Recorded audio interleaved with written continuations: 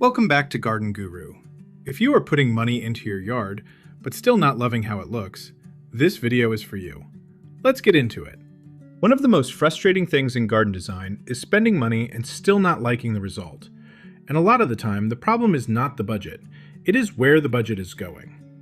So in this video, I'm counting down the garden design mistakes that waste money and still look bad, starting with number 7 and working down to the one mistake that usually causes the biggest problem of all. Oh, and stick around because near the end I'll give you a simple spending check you can use to tell whether your budget is actually improving your yard or just getting spread around without much payoff.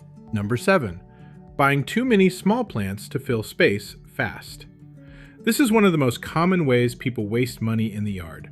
They want the garden to feel full right away, so they buy a lot of small plants to fill every gap as quickly as possible. And at first, that can feel satisfying. It looks like progress. It looks like more. It feels like you are getting the space planted. But a lot of the time, it creates two problems at once. First, the planting often looks patchy anyway, because lots of tiny plants spread around a big area do not always create strong visual impact. And second, once those plants start growing, the space can become overcrowded and need correction later. So now you have spent money trying to fill the space fast, and you may still end up thinning, moving, or replacing things later. A better approach is often fewer, stronger planting moves. That usually gives the yard more visual weight right away, and it often leads to a more stable design over time. So if you are spending money to make the yard feel finished, be careful not to confuse more small plant with better design, because those are not always the same thing. Number 6. Spreading the budget across too many little areas. This is another very common mistake. A little mulch here, a few flowers there, a pot in one corner, a shrub near the mailbox, a couple more plants near the porch, something small by the patio, and before long, the budget has been spread all over the yard. The problem is that small amounts of money scattered across too many areas often create weak visual impact everywhere. Nothing feels strong enough to really change the look of the space, so the yard still feels unfinished, even though money has been spent. This is where design discipline matters. A yard often looks better when the budget is concentrated into a few stronger moves instead of diluted across the whole property.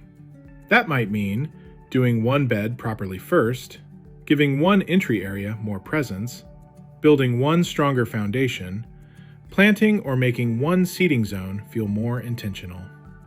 A little improvement everywhere can sound smart, but in practice, it often leaves the yard looking like a series of partial attempts. And that is one of the easiest ways to spend money without getting much visual return. Number 5. Spending on decorative extras before structure. This one gets people all the time. They buy decorative pots, solar lights, little garden ornaments, edging materials, signs, accents, maybe a few decorative features for personality. And none of those things are automatically bad, but if the basic structure of the yard is still weak, those extras usually do not solve the real problem. They just decorate the problem. If the planting feels random, the layout feels unresolved, or the yard has no real focal point or structure, decorative extras tend to sit on top of that weakness instead of fixing it. That is why a yard can end up feeling both busy and underwhelming at the same time. There is stuff in it, but the stuff is not doing the kind of work the space really needs. A better order of operations is usually structure first, accents second. Get the layout, planting logic, anchoring, and visual relationships working first, then decorative pieces can support the yard. Otherwise, you can spend a surprising amount of money on details that still leave the bigger design problems untouched. Hey guys, real quick, I wanted to let you know about a free flower bed clarity guide I created for you. If you go to the link below, you can download it for free and hopefully get a little more clarity with your flower bed planting. It's 100% free, and I'll be creating more in the near future for you as well. It's all part of my mission to help us all keep learning, keep growing, and keep getting our hands dirty. I hope it helps. As always, thanks for watching, and now back to the video. Number 4. Choosing plants one by one instead of as a planting plan. This is a huge money leak in garden design. A lot of homeowners buy plants the same way they buy groceries. One trip at a time, one thing that looks good, another thing later, something else because there was an empty spot. And again, the individual choices may all be fine. That is what makes this tricky.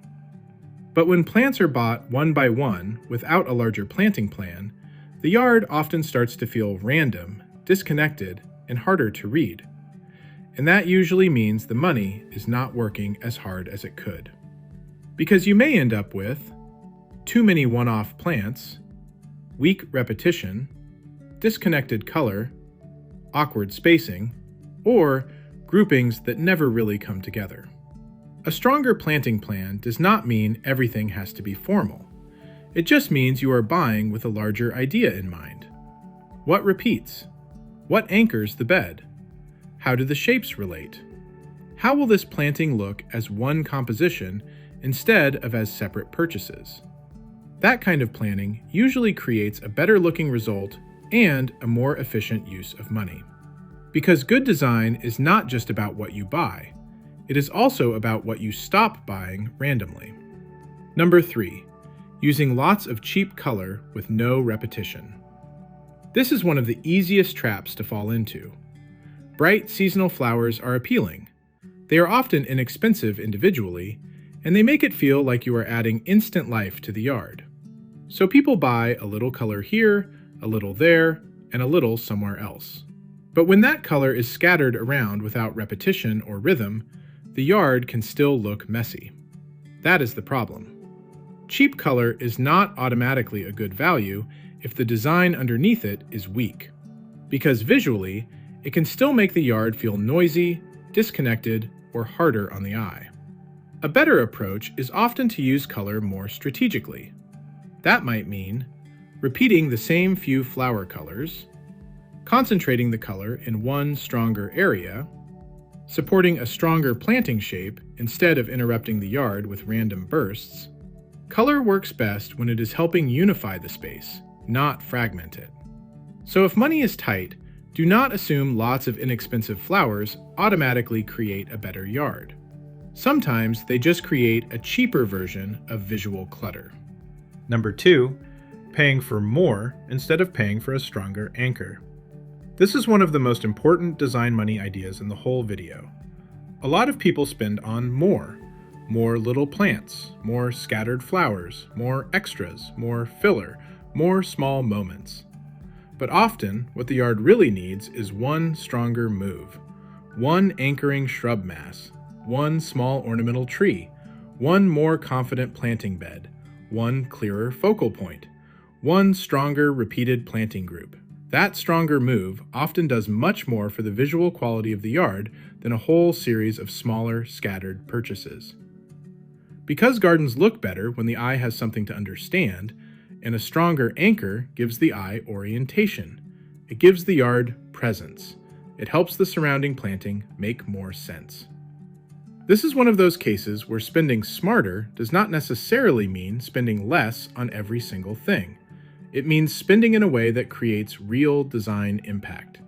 Because a yard with 10 weak moves can still feel unresolved, but one stronger move can sometimes change the entire space. Number 1. Trying to finish the whole yard at once. This is the master mistake, because it usually leads to almost all the others. People want the whole yard done. They want it to feel finished fast. So they start trying to solve every area at once. A little improvement in the front, a little planting on the side, a few things in the backyard, some flowers here, some pots there, some edging somewhere else. And the result is usually the same. The budget gets spread too thin. The choices get weaker. The design gets more reactive. And the yard still does not feel truly finished. This is one of the biggest ways people waste money in garden design, because trying to finish everything at once often produces a yard full of half-strength decisions. A better approach is usually phases. Make one area strong, then move to the next. Build the yard in a way that allows the best decisions to stay strong instead of watering everything down. That does not always feel as exciting in the short term, but it usually creates a much better result. And more importantly, it is often how you stop wasting money on a yard that still looks like it needs help. Because the truth is, a yard usually does not become better by having every inch addressed at once. It becomes better when the most important areas get handled well. So if you want a simple way to evaluate whether your yard money is being spent well, here are a few questions worth asking. Are you buying too many small plants just to fill space fast? Are you spreading the budget too thin across too many areas? Are you decorating before the yard has real structure? Are you buying plants one by one without a larger planting plan? Are you using cheap color in a way that still feels messy? Are you paying for more instead of paying for something stronger? And most importantly, are you trying to finish the whole yard at once instead of improving it in smarter phases? Those questions matter because they shift your thinking away from "what else can I buy?" and toward a much more useful question. What will actually improve how this yard looks? That is usually where smarter spending begins. And here is that simple spending check I mentioned at the beginning. If you can answer these 3 questions clearly, your budget is much more likely to be helping the yard. 1. What is this money improving visually? 2. Is it making one area stronger or just spreading things thinner? 3. Would this still make sense if I bought less but placed it more intentionally? If those answers are not clear, there's a good chance the spending is not working as hard as it should. Not because the budget is too small, but because the design priorities are too weak. That is the check. And it is a useful one, because once you can see that clearly, it becomes much easier to make better decisions. Well, there you have it.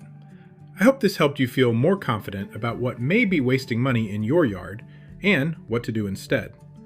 Don't forget to download the free Flower Bed Clarity Guide with the link in the description.